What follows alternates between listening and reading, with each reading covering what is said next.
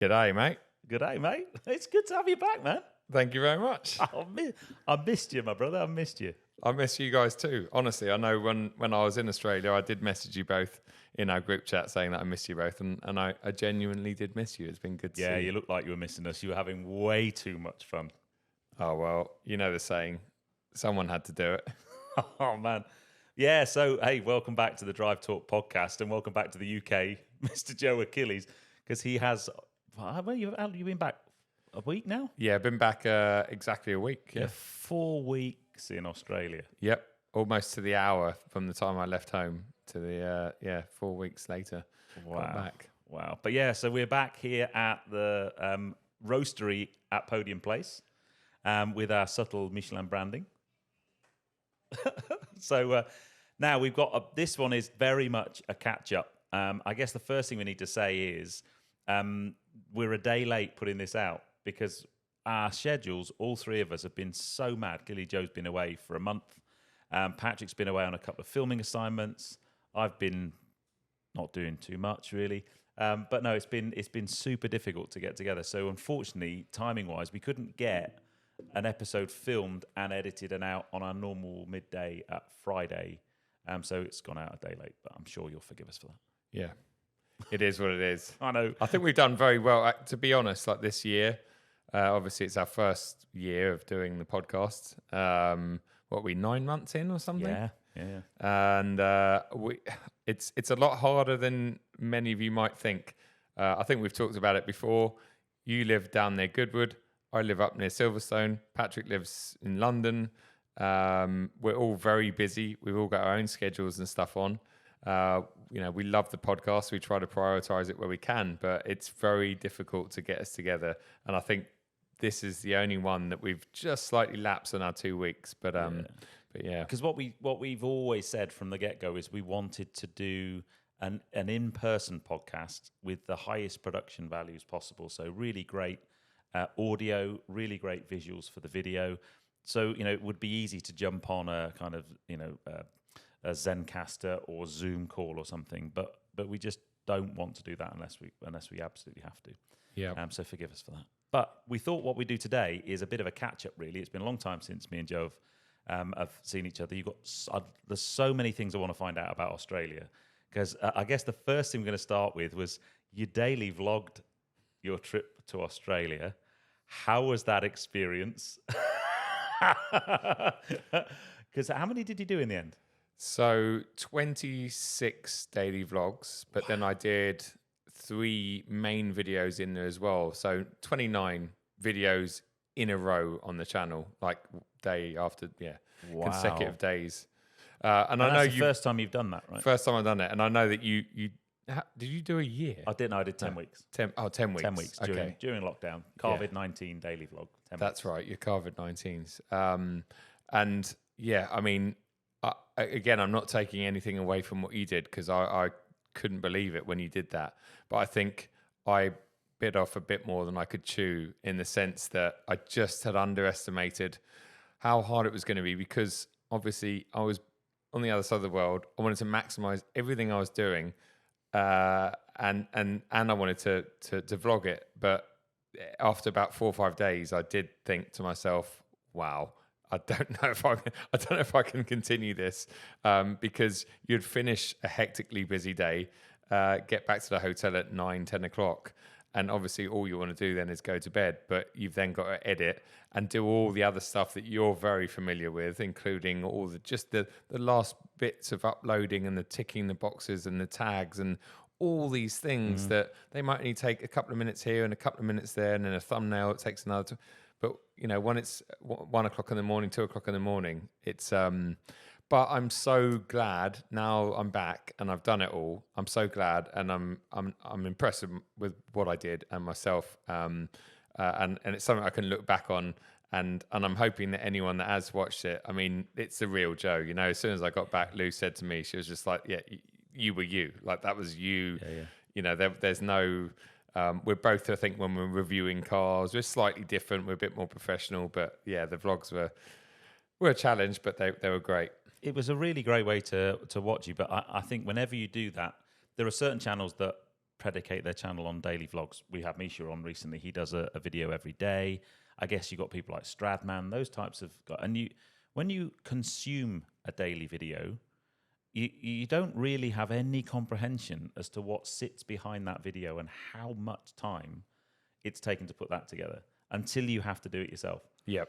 And I'm watching these vlogs from you and I'm thinking, hold on a minute, your day's full of filming and, you like you said, you want to go out and do stuff, but it's hardcore. You must have, when you got back, you must have gone, God, I don't have to do a daily vlog today. Exactly, yeah. Not having to pick up the camera. And then, 4 or 5 days after I got back, in fact, only a few days ago, I actually finally finished editing and putting them up because I was like 6 days behind. And that was just nice. That last one on the channel. I'm not sure when you're going to see another video on my channel. Did you find anything from the process of making those, whether it's the filming side or the editing side, where you thought, do you know what? Actually, I really like that. I'm going to incorporate that into other videos that I do. It's funny you say that. I hadn't consciously thought about that, but yesterday I filmed the first video I filmed since I got back from that trip, and actually I added more of my character and more of a more normal Joe into that video because I'm so used to doing the daily vlogs. Good. If that makes sense. Yeah, so I was less robotic, I think, about it, which I know I have become over the last 18 months especially. And I just tried to be like, no, you know what? People know me now as me. So let's try and combine both. So yeah, that's a good question. And until you asked me, I hadn't realized I did it. But yes, I 100% did that. So yeah. I'm really glad you said that because the bit I really liked was those daily vlogs, I was watching my mate in Australia. Yeah. And I think it's like lots of us. I think I say this about Tim Shmee a lot.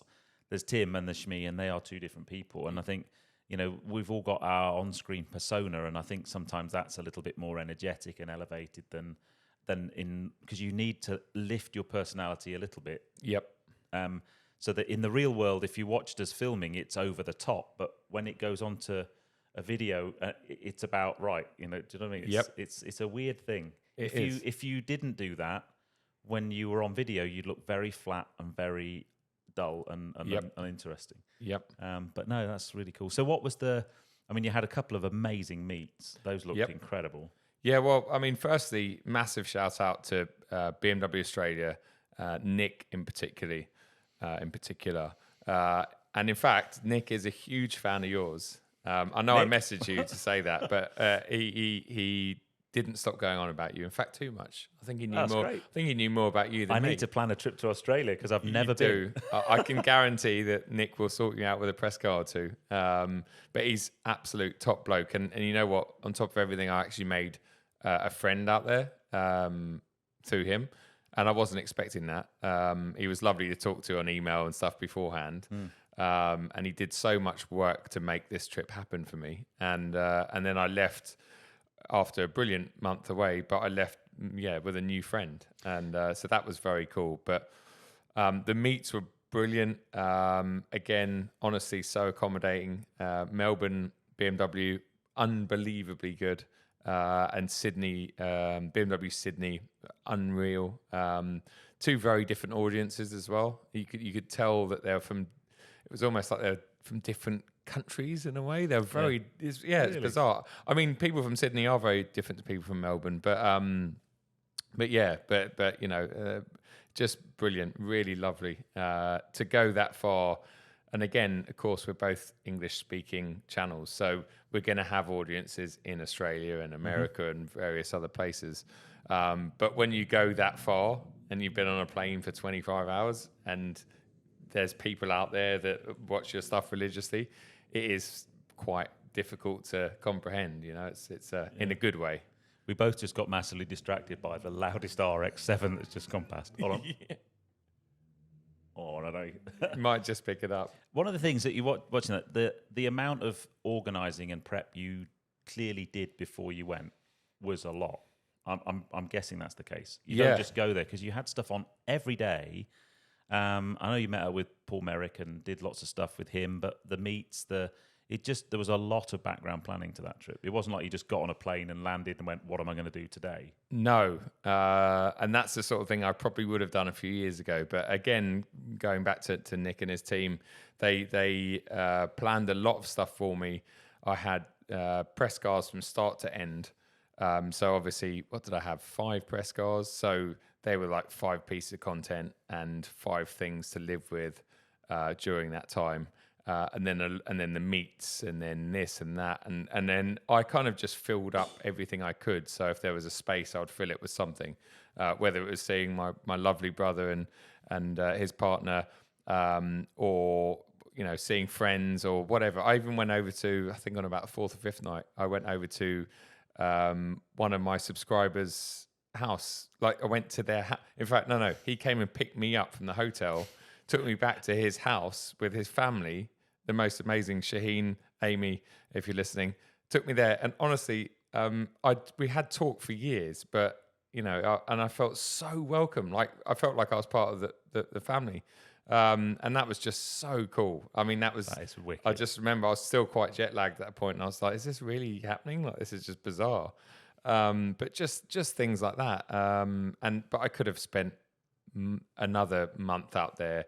Because I only touched the surface. And again, a bit like if you went anywhere and you reached out and said, have you got any interesting cars? I was just overwhelmed with offers of incredible cars and invited to so many incredible places. And it was really, really cool. But yeah, I had some great times, great cars. Paul Marrick was very, very helpful from start to end as well.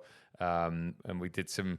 There's a very interesting video that's going to come out on their Car Expert channel, where we had an M3 CS, and we essentially attached, those poles that you kind of, if you're swimming, there's a spaghetti thing, something noodle. I forget what they call them. Spaghetti noodle. Yeah. So we attached one of those. I'm not going to ruin the video, but we attached one of those to the towing eye of the rear of an M3 CS on a skid pan, and we played cricket.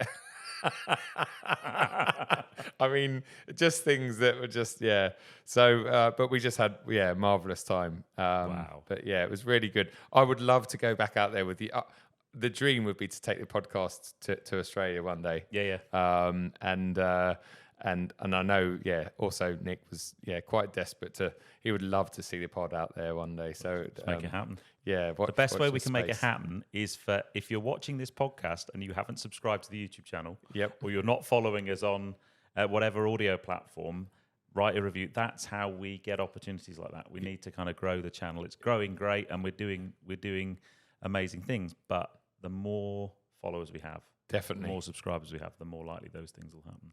100%. Yeah, Instagram, all the rest of it. Yeah, let's continue to grow and push on for 2024. Oh man, we got some. In fact, after we've finished recording this pod, we've got a little bit of a planning meeting. So we're going to do some cool things, some more live pods. I think. Yep, definitely. We've got an exciting guest coming up as well. Yes. Very exciting guest. Yeah, I know that episode. would be. I know that would be a good one. Yeah. So. Yeah, he's not shy of an opinion. No, not at all. No. Definitely. Yeah. Oh man, it just sounds like a wicked trip. Yeah. No, it was really good. Weather was decent. It was great because I'm half. Well, I say half Australian. I've got an Australian passport. Mum's Australian. My brother. I like your mum. Yes. Yeah. Yeah, my mum, who can't really tell how old people are, like the scale of how old people are, is not very good. But yeah, no, it was, mate, it was really, really good. I'd say the main single negative around it was the fact that I wasn't with Lou, and I know I bang on about Lou all the time, but you know what it's like. If you're away from tea for it's a long time, and I think it helped that I was really busy, and thankfully she was really busy as well, because I think if she was quiet or didn't have too much on at work, it would have been really difficult. Super difficult. I think the longest I've been away from Tracy, and we've been married 23 years. Next week. Wow. Is maybe a week. Wow. Week and a half. Yeah. So I find that really super difficult. Yeah. No, it's good to have you back, man. Thank you, mate. Good to have you back. No, it's good to be back. Yeah, definitely. So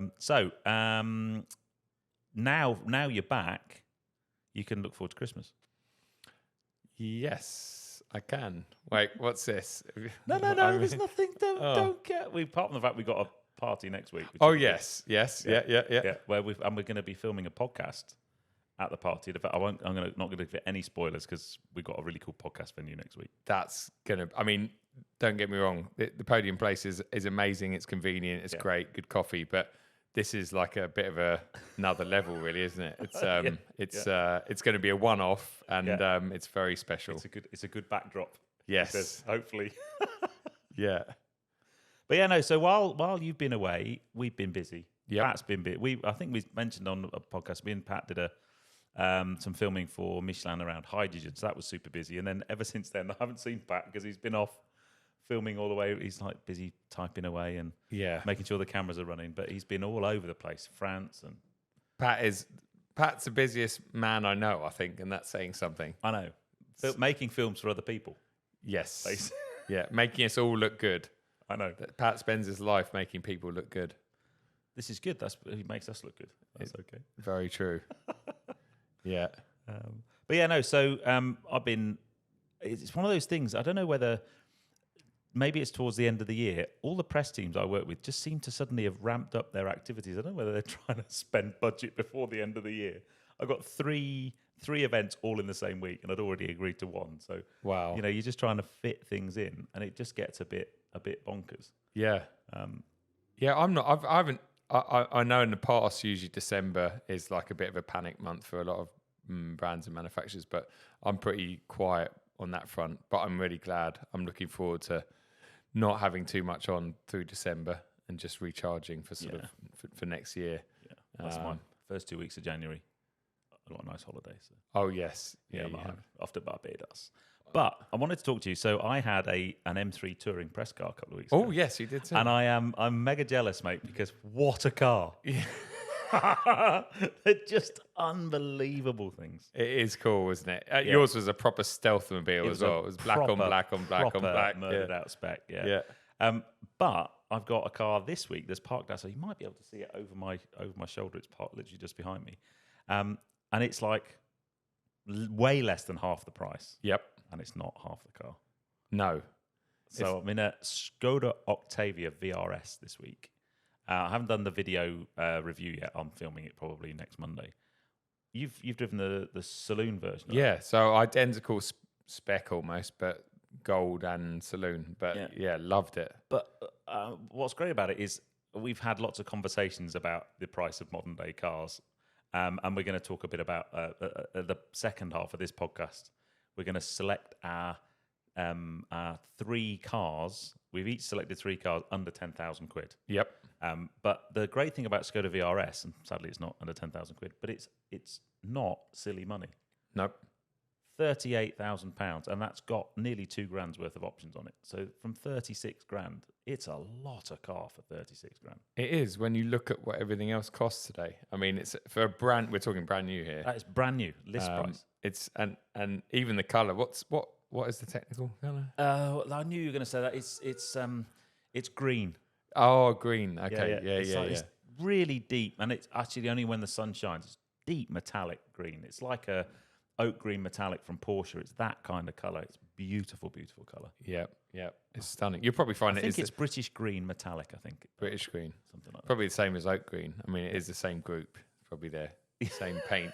Just Skoda don't charge you anything for it. And Porsche's like 10 grand. Farrow and Ball, and then it's everything else. Yeah, exactly. But no, it's a banging car. Yeah. Absolutely banging car. Oh, it's lovely. Well, I've got actually, as we're talking about the cars we've got at the moment, I've got the G87 M2 that I've had for almost 3 months out there. And in fact, it goes back next week, which is always... That's 3 months, because you got that just before we went to Nürburgring, which seems like a lifetime ago. Exactly, yeah. Yeah, of course, we took that away with us, didn't we?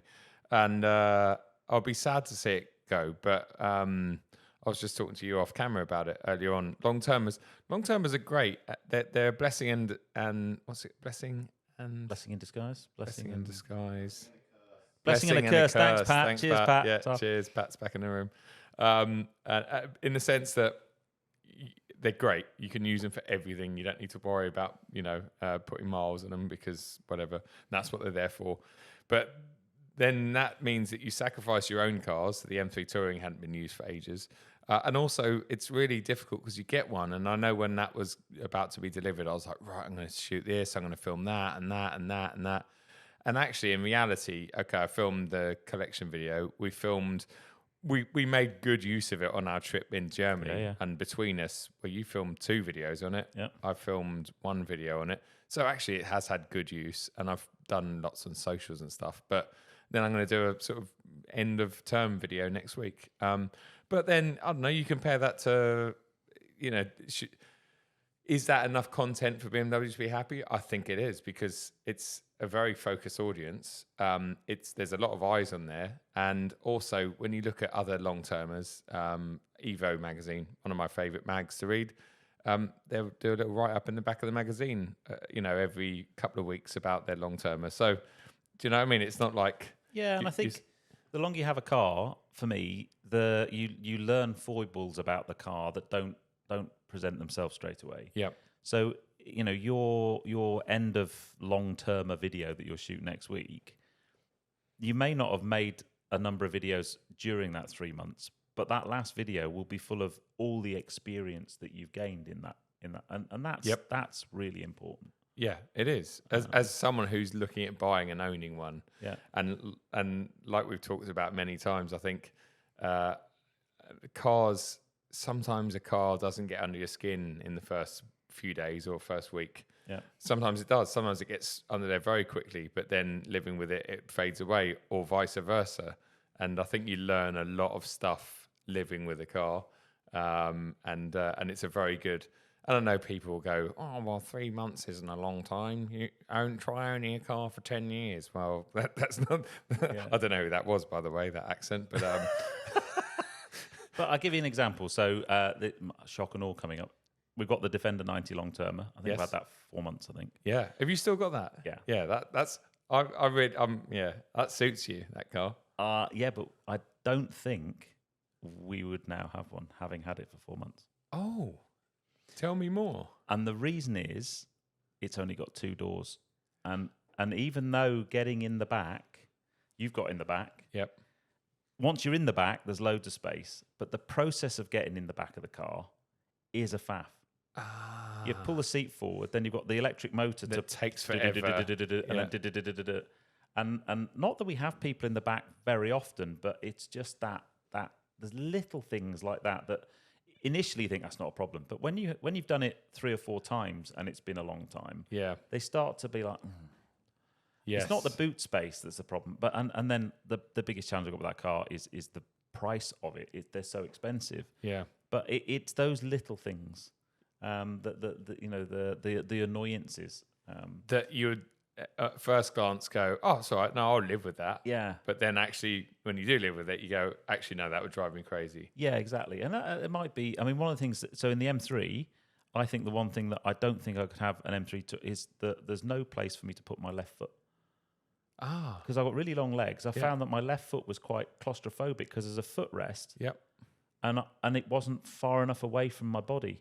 Yes. So my left leg was just always kind of not stretched out. And the only way I could stretch it out was to put my left foot underneath the brake pedal, which is never a great place to put your left foot, really. No. But it's little, I mean, I only had it for a week, but little things like that. I'd never thought about tall people problems. Well, you've got long legs and I've got the long torso. So between us, we've both got similar. But yeah, the leg, that's true, actually, because my left knee does sit quite close to the wheel. And it was just a pain for me. But talking about leg problems, right? So before we get onto our 10 grand cars, I had an experience with a car that didn't cost 10 grand. It costs best part of 3 million. I know what you're talking about. Yes. So I shot a film with the most expensive car I've ever filmed with about 10 days ago, an Aston Martin Valkyrie. Yep. The video hasn't gone on the channel yet. But it was one of those amazing stories of a very generous owner. I'd seen some Valkyries gathering in the Cotswolds. There was I think they got about 7 or 8 of them together in a place called Broadway in the Cotswolds at Billigan Arms. And I put some stuff on Instagram, and a guy messaged me and goes, oh, I'm a day late. I'm picking mine up tomorrow. And I'm like, wow, really? And then, sure enough, he picked a Valkyrie up the next day. And I actually sent him a message in the morning to say, have a great day. Can't wait to see the pictures of your car. And we started messaging each other on Instagram. If you're not following Jet Collector, by the way, follow him on Instagram. Yeah. And bit of a hint there in the name, really. Yeah, exactly. I said it was like a jet for the road, basically. So anyway, I just said, look, I'd really love to come and see the car, and the ultimate dream would be to film with it. He went, yeah, absolutely. And he transpires, he lives less than 10 miles from where I do. Yep. And he messaged me last week on a Thursday night. It was about 9 o'clock, saying, I'm at Goodwood tomorrow. Aston Martin Owners Club. Do you want to come and film with the car? And I was like, definitely. And it was a day like today. It was bright sunshine. Yep. I rocked up and I got to film with the car, and I didn't drive the car, but I couldn't physically have driven it anyway. So I filmed myself getting in the car, and they are an Adrian Newey designed car, right? And he's known for, the driver is an inconvenience to Adrian Newey, basically. It's all about everything else, and the driver, he's got to fit in there. Your feet are above your bum, so it's very F1 style, right? Foot up, because there's a lot of underbody area at the front of the car. Yep. So you kind of get in, and then I got in, and I'm sat in, and my legs were literally shoehorned into the footwell.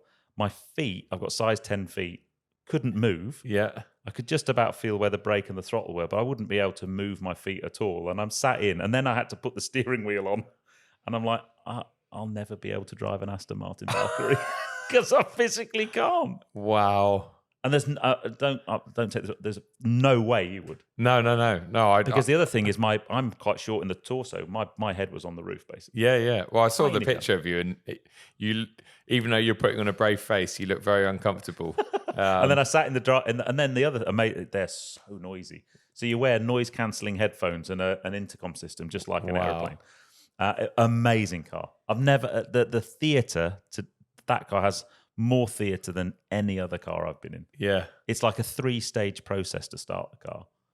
And it takes, you don't get in it, start it, and off you go. It's like, 3-4 minutes before you're ready to move. Isn't it amazing that it's road legal, though? I mean, it's just... The thing is, okay, so the ride quality was like your M2.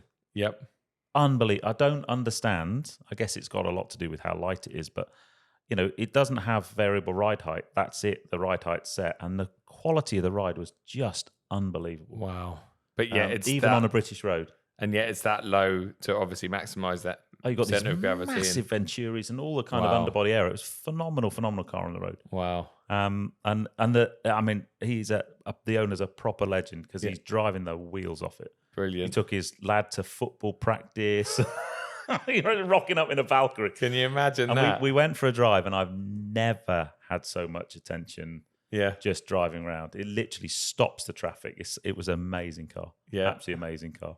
Wow. But yeah, I'll never be able to drive a Valkyrie. Well, and that's the thing. I think both, we're tall people, and I especially go on about height in videos because I think it's important. And whenever I meet other taller, in fact, in Australia, I met lots of tall subscribers, and they all said, thanks a lot for talking about your height all the time because it's really handy. Surprise. And there's benefits and there's negatives of being very tall. And one of the definite negatives of being tall is the problem with getting in really nice cars like that, special cars, go-karting. There's a number of things, but I think I had a similar experience, but not at that level. I used to do a bit of work for Slade's Garage in Penn, and they've got lovely supercars down there, and I used to move a few around and deliver a couple. And there was they had a Countach 50th anniversary, mate, or 500. Is it? I can't even get my legs in one of them. Yeah, well that's it. Yeah.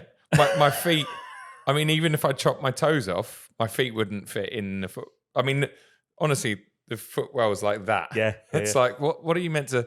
I couldn't even drive it with my hands, like on the pedals. I saw one at a track day years and years ago, and this guy rocked up in this 5,000 anniversary. I was like, wow, that was the poster car. Yeah. And I said, can I sit? And he went, yeah, knock yourself out. So I put my bum on the seat and then went to swivel my legs around, and I physically couldn't, unless I snapped my legs and rebuilt them in the car, I just couldn't fit in it. No. It's like a Huracan Puffermanti Spider. Yes. Forget it. Yeah. I just can't, there's no way. Yes. If you watch videos, I pretty much in every video, especially when I sit in the back of a car, I'll say I'm 6'3", 34-inch inside leg, or 35-inch inside leg. And if I don't say that, guaranteed that'll be the day where someone puts in the comments, "Can you say how tall you are?" Yes. So if you're a regular listener, that's why I have to say it every time. Yeah. But yeah, they are. It is when you sit in a car, I think, to drive the car, the noise it made. Yeah. And it was wet as well, so it was proper sketchy. Was it on full track? It was on Cup 2s. Cup 2s, yeah. Okay. Yeah, Cup 2s in the cold, in the wet. And then actually, that much power. I did drive a nice car the week before that. I was in Italy and drove an SF90 on track. Ooh. In the rain. Standing water. Wow. Mate. That's sketchy. We were spinning up in fourth. Wow. Yeah. That doesn't even sound that much fun. It was an amazing experience. I had a Corsa Pilotti instructor next to me. Yeah. And that it was literally spinning up in fourth on a straight. You'd sort of accelerator went at the end of each, as it came into the torque, it's just like the back end had just twitched. You'd grab another gear quickly and off you go. It was wicked. Yeah. But so frustrating because you just think, if it was dry. Yeah. And you could get these tyres up to temperature and just really give it some. But it made me realise that car is outside of my driving talent envelope. Basically. Yeah. But I think that would be the case for 99.9% of people. Yeah. I mean, it's crazy, isn't it? 1,000 horsepower. Yeah.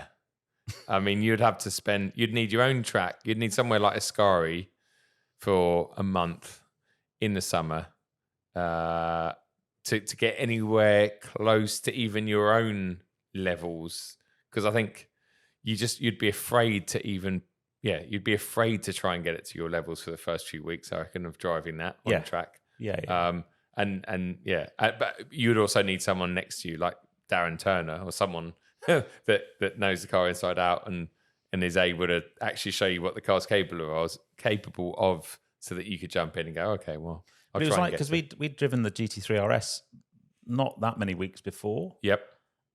Which is a phenomenal car, but SF90's got twice the horsepower pretty much. Yeah. So, it just felt a really unruly, savage car, but a phenomenal thing. Yep. But could you buy one for 10 grand? SF90? Probably not. There's probably not one option they sell for that car that's 10 grand. No. So should we go through our 10 grand cars? Absolutely.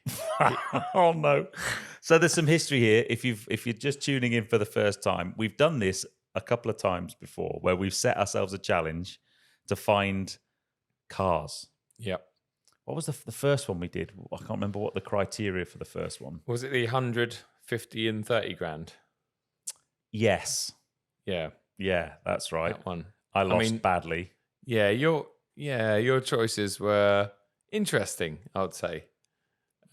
Joe won. Alternative. Yeah, I think the one for that, we were trying to find ones that had dumped a load of money and were mega cars to get into. Oh yes, that was another one. That was good. So this one, because many of you had reached out and went, even the last one, which was 30. Was it 30, 80, and 100? I can't remember. 30, 50, and 100. That's the one. Yep. Even most of you said that's too much money. So we said, okay, let's do 10. Yep. And anyone that says, 10 grand is, like, let's be honest, like, it's realistic. It's still a lot of money. It's still a lot of money, but it's something that you could, get a 10, even with today's interest rates, you get a 10 grand loan, you could finance a 10 grand car. It's not going to absolutely destroy you in most cases. Yeah. But at the same time, you want your 10 grand car to be a decent car, don't you? Yeah, It's not a 2 grand car, it's a 10 grand car. Yeah. I had fun looking, because I must admit, I'm a bit out of touch, especially with today's market. It's changing daily. So I was a bit out of touch as to what 10 grand would get you. Yeah. So was I, and it freaked me out. In a good way or in a bad way? In a bad way. Okay, yeah. Because before I started looking online, I thought, I must be able to get one of these. And then when I went online, I went, no, that's not happening. For me, it was almost the opposite, but only because back in 2021, I was considering when I had the opportunity, I think, to buy my M2, the one without the engine in it. That one, yeah. special gearbox. I was looking at not buying that and just and then spending 10 or 15 grand on a track car that I didn't care about too much. That that wasn't a 40 grand auto, M2, yeah. an auto, and something that I probably wouldn't have had to insure, etc., etc. But back in 2021, everything was super expensive. And so I just couldn't believe like 15 grand even wouldn't get you anything close to what I wanted. So I was a bit familiar with that price point then. And thankfully, since then, I can tell you that things have settled. But you are right. You still, you can't get what you used to be able to do back in the day for 10 grand. No. But I think, who's going first? I don't know. Should we do? This is a Paul paper, scissors. Yeah, Paul Marek Right, thing. He makes it. So one second. How do you do it? It's one, two, three. Okay. Bang. Yeah, oh, 1, 2, 3. There, Then bang. Yeah. Okay. Right, ready. 1, 2, 3. Bang. Oh, stones blunt my scissors. Go on then. You're going first. Oh man, I knew you were going to say that. So my first car. I love. Oh yeah, the glasses go on. Here we go. Glasses are going on. Spectacles. My spectacles. And my laptop's coming out. I like that water bottle's placed quite nicely. Yeah, I know, I'm going to move that. Yeah, you should be so lucky. Yeah. I have gone for my first car, a car that I used to own. Oh. And that I traded in for another car. Yep. And it's still one of my biggest regrets that I didn't just keep it because I didn't get very much money for trading. I know what this is going to be, but I don't want to ruin your limelight. So No, you can guess. S2000. It is a Honda S2000. So I had a Honda S2000 for 5 years. I did nearly 100,000 miles in it. Wow. Absolutely bulletproof car. Yep. 240 horsepower, 9,000 RPM, VTEC under the bonnet. Yep. Bomb-proof. Yep. I think at that time, they'd never had a mechanical failure of that engine. Wow. I don't know whether that's still the case now, but back in the day it was. Yeah. And I remember I got offered $5,000 trade-in for it. Yep. And then I think I must have told you this story. I might have told it on the podcast. I chopped it in for an Audi TT. Yep. They offered me $5,000, and then on the way home, the phone rang, and he went, "Oh, Mr. Greaves, yeah, you know we've just offered you £5,000 trade-in for your car. Yeah, we've just done an HPI check, and it's a Cat D write-off, so we can only offer you 3." Oh, you didn't know? No. Oh my goodness! Because I bought it from a mate, and it was a really good deal when I bought it. I'm sure it was. I think it should have been like 21 grand, and I paid 14. I think. Okay. This is a long time ago. 14 for a cut and shut. Yeah. And anyway, so I thought to myself, 10 grand. I'm gonna go for an S2000. Yeah. So there's quite a few, right? So what we're going to try and do is put pictures of the ones, because we have the last few car search things. We haven't actually put pictures.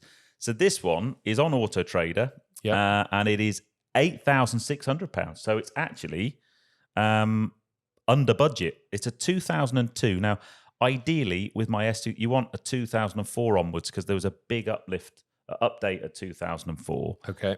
But you can't get one of them for 10 grand. Right. So they're all like kind of, 2000, 2001, 2002. Yep. And this one, it's still a great looking car, isn't it? Oh, You a think beautiful car. That's almost 22 years old. Yeah. I think they're still like, if that was released today, you go, yeah, that's a good car. Yeah. Now this one, this is where I started to get a bit disheartened. Really, it's done 116,000 miles, Okay. and I don't know, because I'm so used to freaking out at anything past about 60,000. What's that? 5,000 miles a year. Yeah, it's not massive, is it? No, I suppose I've not thought of it like that. Yeah. But yeah, and it's also got catback exhaust. Yep. It's got K&N air filter, so it's going to be a bit noisier than stock, because they are quite quiet stock. Yep. But it's also had a full service. It's had a new timing chain. So it's kind of been looked after nicely, and it's got a decent service history as well. And you got a bit of change there. You got £1,400. Bit of change. Might pay for the insurance. Exactly. And for me, that car on a sunny day with a roof down, it was one of the quickest dropping roofs on the market, because it's it's not an electric. Oh no, actually no, it is an electric roof, but it's super quick. Yep. You unlatch it either side and then straight down. Yep. On a sunny day, awesome. On a track, they're great things. They're not, by modern day standards, they're not that quick. No. but they've got a 9,000 I was going to RPM say, red yeah, line. the rev. I've only driven one recently. I've only driven one briefly, and yeah, that's my memorable experience from it. Is the revving, the just. And they get to 6 and then they just set fire. Basically, Is it VTEC? Yeah, when the VTEC. VTEC kicks in, yo. But yeah, so a Honda S2000, but it makes five grand. I got offered all those years ago. And I think my car had 98,000 miles on it. I think. Yeah. But yeah, just mega car. But it shows that it's a good car because the prices have gone up since. And if you want, I think they stopped making them in about 2009. I think. So if you want the later ones are the ones to go for. But you're looking at 15, 20 grand for one of them. Yeah. Which is strong, isn't it? It is, yeah.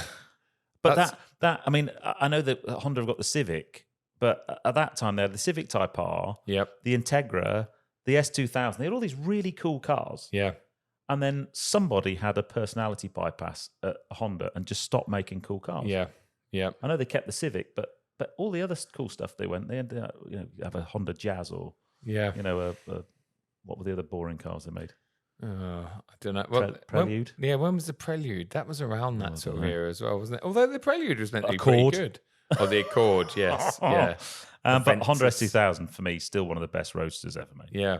That's really cool. Yeah, I'm always a bit... that's a nice colour too. I'm always a bit nervous of your choices, but that's... Is that a good choice? For me, I think that's a brilliant choice. And it's something... And the great thing is, because we talk about it a lot, we're very different with many things. And that's... that hadn't even come into my head as something that you'd get for 10 grand. So, yeah, well done there. Very good. Right, so you go. Right, so that's set the standard. Come on, then. Standard, right? He's getting his phone out, people. He's getting his phone out. So I have to get my laptop out because it's a big screen. I can actually see the screen. Well, yes. Well, yeah. No, I should have brought my laptop as well. Actually, let's. Where did I put them? Okay, so they are here. Sorry, hold the line caller. What's he gone for? Is he gone for a BMW, do you think? Well, okay. But let's have a bet. At least one of these 3 cars is going to be a BMW. But you know what? I think when we did the last car challenge with the price points, none of them were, right? No, you were very good. Yeah. But this one, I couldn't help but choose a BMW because this particular car is very close to my heart. M1350. Oh, yes. Had to be, mate. There we go. I nearly went for an M140 Shadow Edition. But I don't think you can get one of them for less than 10. No, you couldn't. No, because I looked for them. Come on, then let's have a look. So this one, it's an Alpine White. Ooh. M135i. Bang on 10 grand. Ooh. Yeah, bang on 10 grand, and it's bang on 10 years old. It's a slightly updated. They updated one of them in the first 6 months and changed a few bits, which are quite important. So this is 69,000 miles. It was a demo plus one owner, so it's and full BMW service history. That's good. 5-door, so it's practical. It's essentially exactly what I had as my first one, but mine was Estoril blue. But I think black leather. I think that's a really good car. I was going to look for one of them, but I thought I won't because I know you're going to do one of them. I just knew it. I was the same with minis. I didn't go near minis. No, I didn't go mini. I haven't got a mini. Oh, have you not? No, I didn't go near them because I just thought if I choose anything mini, Ped would choose something that would absolutely destroy me with minis.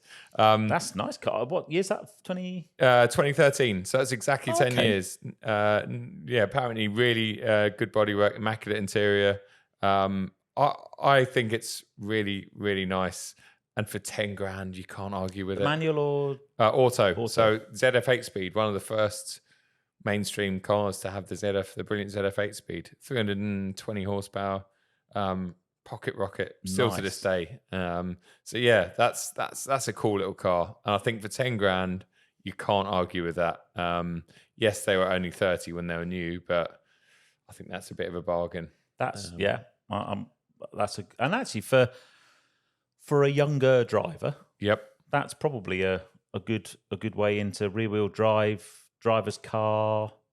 Definitely, all that kind of stuff. You could do a bit of track stuff on it. I think it's a great car. All I'd advise is if you are looking at getting something like this, and this is going to sound like a cheap plug, but definitely put aside an extra £1,000 or 800 quid, whatever they're going to cost, and get yourself a good set of tires for it. Like Yeah. PS, I know Michelin do the PS5 that fit the EM lights, because they just make a huge difference on a car like that, especially this time of year. So invest in some good tires. Oh mate, the S2000 was the same. Yeah. You knew when the rears were going. Yes. And it would they did like eating rear tires, S2000s. Every sort of 10,000 miles you you didn't need to change them, but the car would start to tell you that it needed new rears. Yes. Normally it was Tracy. She'd come back and go, I think the car needs new rear tires. I've just gone round the roundabout sideways. Wow. Yeah. It makes a huge difference though, doesn't it? And Yeah, people do underestimate. And okay, modern tyres in general are much better than they were back in the day. Yeah. But yeah, definitely invest in some good I actually tyres. discounted one car because it had been bought or done up by a dealer and had a service and stuff, and the dealer had put some tires on it, and it had new tires, but they were some rubbish brand, and they said it needs new tires. I'm like, well, it's got new tires on it, but they're rubbish. So Yes. I'm not having that. Yeah. Yes. Yeah. Do it properly. Don't mess around. Right. What's your second car? My then? second one. So, first car I went for something I've got history in, and a two-seat roadster because I like my two-seaters. Yep. Next one, I've decided to go hot hatch. Yep. Okay. Nice. Right. So yeah. Driver's hot hatch. Yep. I've never driven one of these particularly, but I have got experience in this make and model of car. Is it a Megane? Correct manufacturer. Clio. Yes. Oh, Patrick's going to be getting excited. I know. And I did it for Pat. Now, I don't know a great deal about Renault Clios, but I was on a drive tour, and I think one of these was on the drive tour. Okay. Right? And I looked, and it just looks ace. And it is a Renault Clio Cup. Yes. That's the RS2. 2 litre, 200 horsepower Cup for £9,495. Wow. Which I thought was pretty good money. Is that what Roger Chan's got? It looks very yes, like Roger I think Chan. Pat said he had. He's got the 220 Cup as a 1.6 litre engine. Okay. So this is 2 litre, and it's 2010 car. Yep. With 63,700 miles. Okay. And I think that's a. It's a great looking car, isn't it? Mega look. It's got the wing on the back. It looks like it handles well. Yeah, and you know it will. Sat really nicely. And this one's not really. It's just had a service. Yep. With loads of invoices for new service. It's had a new clutch and a gearbox rebuild. It's got a Miltech exhaust on it. So it's kind of had a few bits of work. Yeah. done. So It'll do 40 mpg. it'll do 40 mpg. Yes. There you go. So I thought, that's going to be a hoot That is a lovely little on car. a track. And it looks cool, doesn't it? Yeah, very cool. So I thought the track days, I bet that. And I'm sure if you were that way inclined, there's loads of stuff you could do to tweak that. You know, it looks like it's got some really nice wheels on it anyway. It's sat really nice. And it's from an independent dealer that's got 5-star rating. Yeah, there you go. East Midlands Motors. And I think any car that's sold at a dealer comes with a minimum of 6 months warranty, or is it 3 months? So I'm not sure. I thought it was might have been. Have a quick look down here. It doesn't say actually. I'm pretty sure that I think they have to come At with least something. it's 6. I thought it was 12 actually, but either way, and it's MOT'd until April. Yep. So Fantastic. I thought that was a nice little car. It is Euro 4. Does that mean you have to pay ULEZ. ULEZ? If it's petrol, No. Okay, Yeah. no, Euro right. 6 is the only... Yeah, that makes no sense. I don't understand. No, I don't No. Anyway, so but one of the things that I find quite sad is that Renault used to make the coolest little the kind of Clios and Meganes and stuff. Yep. And I know that sits under Alpine now, and they're coming out with some cool cars. But I just think, Well, mate, it's the same as what we just talked. The same as the Honda conversation. It's exactly the same thing. It's like they've got an RS trim. yeah. It's now RS, which used to be like the top Clios and Meganes. They used to be mega things. Yep. Now it's a trim level. It's a shame. And I know that, maybe they might look at it in the sense that, it's not going to make them masses of money, but it's a real part of their DNA. And I think manufacturers that are shying away from that or changing things up too much, it's really sad because that, as you say, I know Alpine is a standalone product, but the A110's hardly been the world's biggest success, even though it's a brilliant car.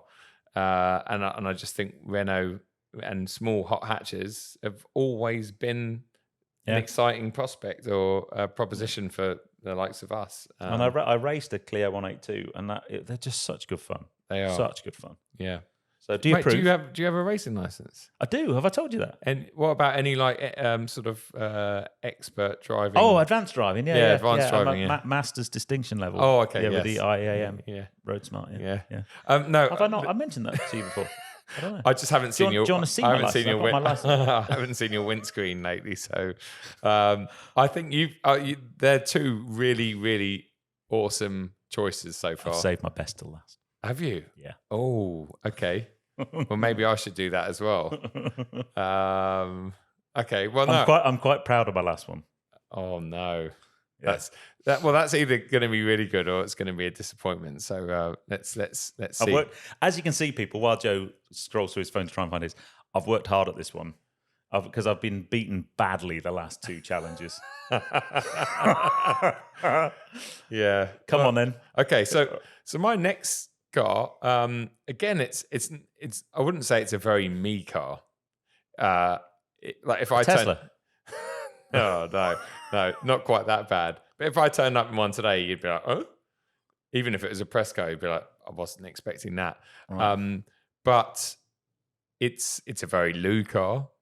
It's a cool little... I think they're brilliant little cars. It's an Audi A2. No. A1. No. But you're not... Am I the right manufacturer? You're the right manufacturer. TT. Yes. Ooh. TTs are so... I've had two. You have had two, haven't you? Yeah, I had a Mark 1 225 Roadster. Yep. Which was lovely. Yep. And I had a Mark 2 TTS. Roadster. Yeah, well, so this is a Mark 2 TT Roadster. But it's a really clean example. $10,000. Really clean. Nice. 44,000 miles. Manual. Looks like it's been cared and looked after massively. Full service history. $10,000. MOT for the next 12 months. Recently serviced. New tyres. Everything in full working order. Beautiful car to drive. Personal number plate not included. Does it come with a hairdryer and styling kit as well? It doesn't. It doesn't. No. But what a car! I mean, it's for $10,000, and that looks as modern as most things today. I mean, there's not. Does it have halogen lights? That's the only thing that does start to date. It's probably got quite moody. Although, because I chopped my S2000 in for a TTS Mark II. Oh yes, and we had a log fall off the front of a wagon and go through the front light. We had to have a new light. I know I've had two cars smashed up by logs. By logs, both being driven by Tracy, as it happens. Not. But yeah, the new light was painful. Okay, it was like £700 or something. Yeah, for a light. Yeah, I can imagine. German prices, and it was the only. It was one of the few times I claimed on my car insurance. Okay, yeah, because normally we're too afraid to claim on the car insurance. Yeah, you have car insurance because our premiums might go up, but guess what? They go up anyway. Yeah. You've got car insurance, and then you just don't claim on it in case your premiums go up. Yeah. That's a good car. It's cool, isn't it? $10,000, It's funny though. That's more of a U car. That's more of a, like you said, you've had two of them. That's the sort of car I did think you were going to pick that or a TT. Do you know what I would do though? And it'd be interesting to look. If I was going to spend $10,000 on one, I'd be sorely tempted to look at a Mark 1 and get a really nice Mark 1. Yes. I don't know how much they are, but I think the Mark 1 TT, we had ours, it was a V-Reg, we had ours when they just came out, and it was like driving a concept car. Yeah. It was the only car I've ever had where you'd park it in the high street, you'd come out of the shop, and there'd be a group of people around the car. Yeah. Because they were so new when we had ours. Yep. The interior, just the bits of alloy here and there. It was very special, wasn't it? Yeah. And even now, I think they've aged really, really well. Yeah. But yeah, no, I'm a big TT fan. Yeah. Big one. Nice. Good car. Yeah. Good car. Thanks. Right. I think, I think we've both, our first four have been interesting. Oh, here we go. Here we go. So we like a fast wagon. Oh, okay. I did look at some fast wagons, but I couldn't find anything in the $10,000 vicinity that was sort of. So this is where you think the thought of owning this car is exciting. The practicalities of it probably wouldn't be. First gen RS6? No. C5, I think No. it was. No. I think it's cooler than that. Wagon. This is a cool wagon. I think this is one of the coolest wagons it's ever not a made. Passat W8. No. Is it? No. One of the coolest wagons. I think so. A C43. No. Was that the original one? No, C55. No. 32. C32. No. One of the coolest wagons. Think ABBA. ever. Think ABBA. ABBA? Where does ABBA come from? I've got no idea. Oh, 850R. V70. What? A V70R. Okay. Yeah. Oh, which was the later version of the. Yeah. I mean, the colour is The questionable. colour's a bit dodgy, but I really wanted one of these, and it was the only way I could get. So this is a 2.5. Yep. Five cylinder. Lovely. Got 91,000 miles on the clock. Yeah, but again, you keep saying that. Yeah. It's 20 years old, Ped. Yeah. So, yeah. It is a Japanese import, Okay. right? Is that why the head? Something looks a bit. Yeah, bit different. The lights. the lights maybe look a bit weird. The interior is well. Hold on. Let me get to the interior. Look at that. I mean, look at that. It's a cool looking car. All-wheel drive. Yeah. Oh, I quite like. See, the interior is lovely, but it doesn't go very well with the exterior. No, you need to put a wrap on it. It's got like a really brown, caramelly kind of. Wow. Yeah.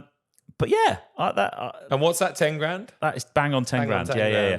grand. And it's got, it's bought directly from the importer. But yeah, Very cool. That I love that. It's a very left field choice and something that I hadn't even considered. I did think you can get an 850R as well, which is the more boxy square one. Yes, which was the touring car ones, wasn't it? Yeah. Even older than that. They are quite old now. Yeah. But That's it's cool. 300 horsepower, 4-wheel drive. Yeah. Yeah. It would make a great sound. But I was, That's a very bit cool. left field. That's very cool. Yeah. I mean, and the interior, but wow, who honestly in It's their like right this mind horrible- back in the day was like, oh yeah, So bad. that's great. Let's go with brown leather to match the. If it was a black exterior with that chocolate Yes. brown, well, Yeah, it's or, like- or green, like your my Skoda green. outside. Yeah. Yeah. Oh. That's yeah. Now I've never driven one, Yep. and it probably drives like a turd, but I would it think looks cool. Yeah, by modern day standards, it wouldn't be dynamic, would it? But it's going to No. make a good sound. It's going to be reasonably fast because even though it's a big tank, it probably And weighs a lot less. Than It's got a massive boot, so it's super practical. Yep. Um, And even though it's 20 years old, it'd still be very safe because it's a Volvo. yeah, I mean, you're not going to die in that if you have a massive accident. Are you? No. Not that you should try. But, No.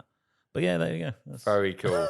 Oh, mate, I'm impressed. All three of your choices have been brilliant. Hey, see, I'm up in my game. You are. Yeah, you spent more than 5 minutes on this one. 10. That's very cool. I think we should actually.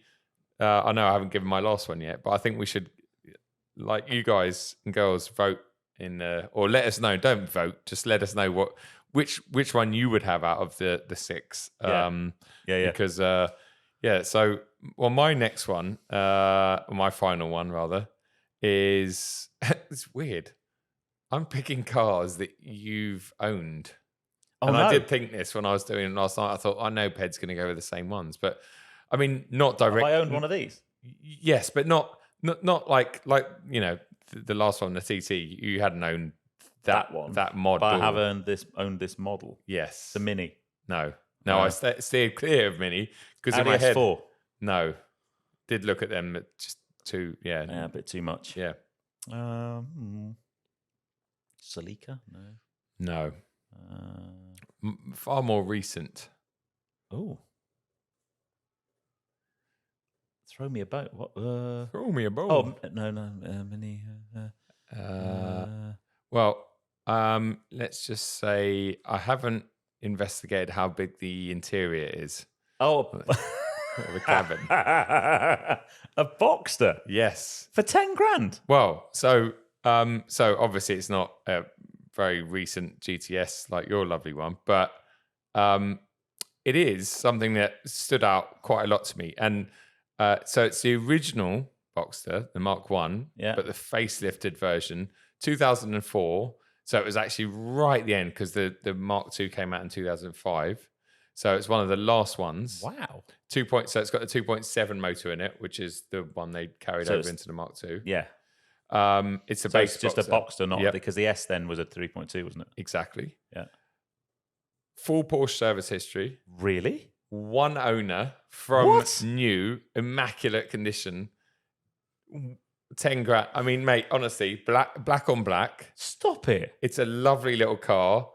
Look. This is when you know how clean it is. When you look at the interior shots. 1 second. How many miles? 49. What? Look at the interior. Look how clean it is. It's like a It looks brand like new. it's never been used. It's There's like a brand new car. No one has ever sat in that passenger seat. No one has sat in that passenger seat. I mean, it's just beautiful. And you know what? I bet you that would drive. I've spent a tiny bit of time in the Mark 1, and a lot of purists say that all the Boxsters are brilliant, but the Mark 1 is so raw and so brilliant because it's based on the 996, isn't it, of the time? Yeah. I mean, wow. I saw that, and I found that was the last one I found last night when I was in bed, and I was just like, I actually canned another one of the cars that I had on my shortlist for that one because I just thought, what a piece of kit. That actually, of all of them, I'd want to go and buy that. Yeah, no, honestly, mate, I was. When's this podcast going out? Yeah, tomorrow. Yeah. Before it goes out, because honestly, it's 10. I know it's nearly a 20-year-old car, but it's just immaculate, and it looks immaculate. I mean, look at that passenger seat. It's just anyway. So yeah, Joe, concentrate on the podcast. Stop thinking about the car. Yeah.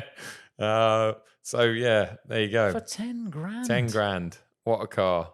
What a brilliant piece of kit. And you could quite easily sell that, I'm sure, in a year's time for 8 or 9 grand. Like, you're not losing much money on that. No. It's not the prettiest of cars, but I think they've aged. They've started to age well. To kind of come to that. I was never a big fan of that and the 996's headlights. That kind of fried egg headlight thing. I never really got that.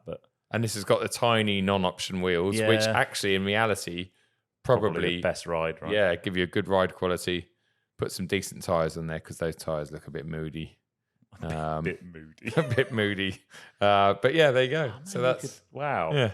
I think between our cars, for 60 grand, you could have a 6-car garage with all those cars in it.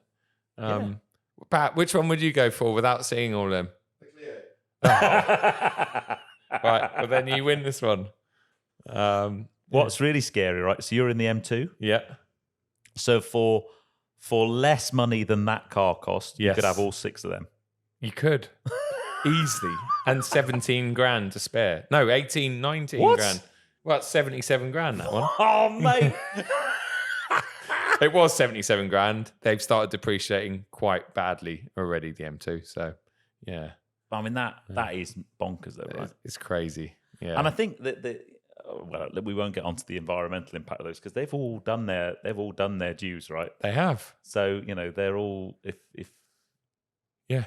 And they're all I mean they're all clean anyway, but I think the only thing I would say the whole process of doing that, and I discounted a few. I had a Mustang in there, which was ridiculous. It was quite a new one, but like soft top, left hand drive, amazing looking thing. GT 500 Mustang for 10 grand. Wow.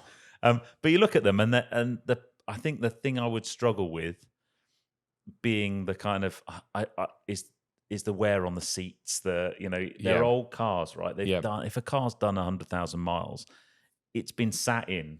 Yeah. For 100,000 miles. There's been manky hands. And, and so all of that, I think you need to have but if that, at the end of the day, if all you can afford is 10,000 quid, that's what you're running, right? Yeah. And I've gone typically for I haven't gone for a 1.3 Clio. I went for the fast one. Yes. So if you went for a more normal engine choice, a more normal trim level, then your options are actually much, much better. We've both gone for standout cars because that's what we like. And I think that's good because we could have just gone, I think Pat said he was looking, he would have gone with the Volkswagen Passat or something. My dad would own. Very dull. But yeah, it's a standout cars. But then there is that manky element to it, the shiny steering wheel and all the rest of it. But you can quite easily. Well, I know Jacket Royal steering wheels charged a couple £100 to retrim your wheel. Yeah. If the seat's particularly bad, you can take it to retrimmed, So for £500, you could have, and clean the car, give it a proper deep clean. Yeah. It would be much better. But I did find a Hummer. Right, Hummer H1. I'm like, wow, for 10 grand. For 10 grand. I know.